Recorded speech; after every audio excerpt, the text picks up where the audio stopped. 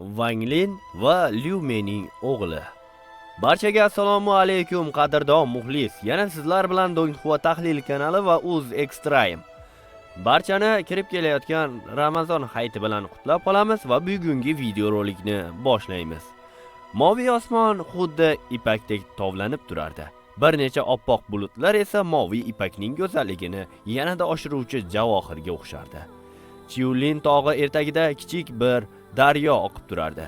U bir necha kilometr masofani bosib o'tib, katta daryoga quyiladi. Shu yerda hayotga to'la unumdor bir tog' qishlog'i joylashgandi. Ilgari bu daryoning suvi shirin edi. Ba'zan Chiliwan cho'qqisida bulutlar paydo bo'lardi. Agar kimdir o'sha bulutlardan nafas olib bilsa, aytishlaricha uning tanasi juda sog'lom bo'lib, 10 yil davomida kasal bo'lmas ekan. Tog' qishloqlardan bir yigitning ovozi eshitildi. Bu yigit taxminan 14-15 yoshlarda bo'lib ko'rinishi ancha dag'al. Shu lahzada u o'z qarshisidagi 7-8 nafar bolaga 5 yil avval sodir bo'lgan voqea haqida gapirib berardi. Menga qaranglar, men shu yillar davomida bir marta kasal bo'ldimmi? Hammasiga sabab otam meni o'sha bulutlardan nafas olishga olib chiqqani. Uning ta'mi juda ham yoqimli edi. Yigit faxr bilan qo'li bilan ishora qilib, jonli tarzda gapirardi. Uning yonidagi 7-8 bolaning hammasi ko'zlarini katta-katta ochib, hayajon bilan tinglashardi. Ularning bu hikoyaga butkul berilib ketganini va o'sha bulutlardan bir qultum bo'lsa ham yutishni orzu qilayotgani yaqqol ko'rinib turardi. Wang Pin: oramizda bu bulutlardan to'yib nafas olishga eng ko'p sening ehtiyojing bor edi. Afsuski, samoviy bobning g'azabi chiqqach, bulutlar g'oyib bo'ladi. Agar ular hali ham u yerda bo'lganida, sen va otang o'sha yerga olib chiqardi. Sen 10 yil davomida kasal bo'lmasding. Yigitning nigohi olomon ichidagi bir bolaga qadaldi. Wang Lin Wang Pinning yonida o'tirgan edi. Shu payt uning qoshlari orasida chaqmoq chaqnagandek bo'ldi. Uning o'ng qo'li sekin ko'tarildi va chuqurroq uning qoshlari orasida o'ng qo'li barmoqlari uchiga ko'tarildi. Wang Lin qo'lni Wang Pinning qoshlari orasiga ohista bosdi. Chaqmoq lahzada Wang Pinning butun tanasi bo'ylab oqib o'tdi.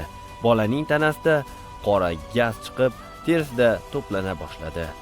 Qora gaz asta-sekin quyuqlashib, chaqmoq ta'sirida harakatga keldi. Nihoyat u to'satdan bolaning tanasida ajralib chiqdi va Wang Lin uni tortib olish uchun o'ng qo'lini tezda yuqoriga ko'tardi. Barcha qora gazlar birlashib, so'ng qora tuman sharchasiga aylandi. U o'ng qo'lini musht bilan tugdi va qora tuman sharchasini parchalab tashladi. Wang Pin yuziga biroz qizillik yugurdi. Bolaga qarab Wang Lin xo'rsindi. U bolaning ustidan tushib ketgan motorni qayta yoqib qo'ydi va xonadan tashqariga chiqdi. Hovlida oy nuri Wang Linning tanasida tushib turardi.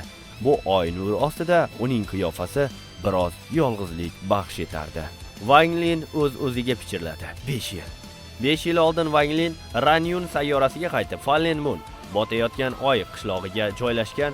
Bu joyni esa tanlashiga sabab qishloq uning tug'ilib o'sgan qishlog'iga juda ham o'xshardi. Wang Pin g'azabli ruhning asabiylashtirgan holati edi. Liu Mei qoldirgan dorilar va Wang Linning chaqmoq afsunlari yordamida uning qalbi nafratning katta qismi g'oyib bo'ldi va u oddiy boladek bo'lib qoldi. Biroq agar u har kuni dori ichmasa, Wang Lin unga qaytmasa, u yana avvalgi holiga qaytar. Nafratni butunlay haydab chiqarish uchun butun boshli jarayon kerak edi. Wang Pinning xotirasi Wang Lin tomonidan tozalangan va uning yangi hayot berilgan edi. Bu sokin qishloqdagi Wang Linning qalbi ham tinch edi. U qirg'inbarot va nizolardan uzoq edi. U yerda faqat suv kabi sokin hayot mavjud edi. Wang Linning hayoti juda barqaror edi. U xuddi o'z otasidek yashar va duradgorlik bilan shug'ullanardi. Bu uning otasining xohishi edi. Agar u imperatorlik imtihonidan o'ta olmasa, duradgor bo'lib, otasining izidan borish kerak edi. Hovlida turli xil duradgorlik asboblari bor edi. Bular bu yerda 5 yil hayotining ko'rinishi edi. Har safar Wang Pinning bolalari bilan o'ynashini ko'rishganda, Wang Lin o'zida ham o'sha yoshligidagi paytlarni eslardi.